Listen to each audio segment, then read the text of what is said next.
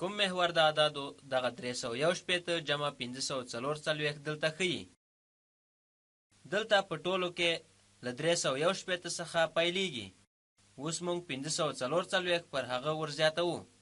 دغه د 450 او وروسته له 4 پر زیاتولو سره پیلیږي.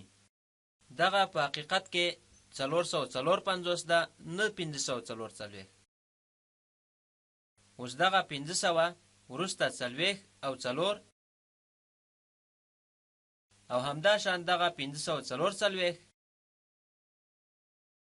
پر 361 چې په حقیقت کې 915 کیږي. دغه د پوهې وړ ده. تاسو دلته 500 زیاتوئ او 861 لاسته راوړئ، او همدا شان دلته هم 40 زیاتو او 901 لاسته راوړو. وروسته بیا 4 زیاتو چې 905 لاسته راځي.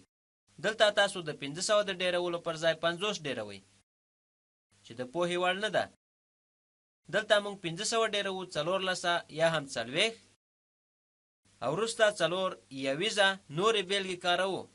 کوم عبارت د اعدادو له محور سره حل کیږي. دلته موږ له 213 پیلوو او وروسته 200 اضافه کوو، وروسته 40 زیاتوو تر څو 958 لاسته راشي، چې په حقیقت کې 213 جمع 240 دغه شمیره ده. ډیر په زړه پورې ده. کوم د اعدادو محور 358 515 ښیي.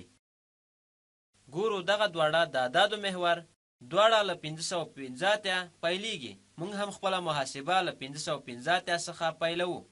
دغه یو له 515 څخه پیلیږي. دغه یو څه مفهوم نه لري. دغه دوه شمیرو ته ګورو. غواړو چې 300 16 او 8 تفریق کړو.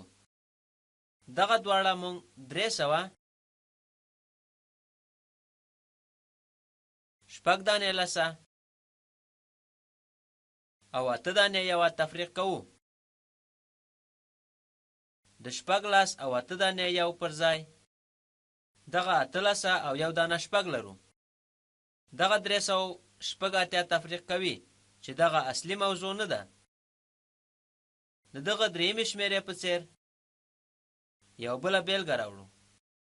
کوم عبارت د اعدادو په محور کې حل شوی. له 915 څخه یې پیلوو او وروسته 400 تفریق کوو، او وروسته بیا هم 20 تفریق کوو. دغه 915 منځ د 420 دی. نو 915 منځ د 420. دغه شمیره په سمه توګه دلته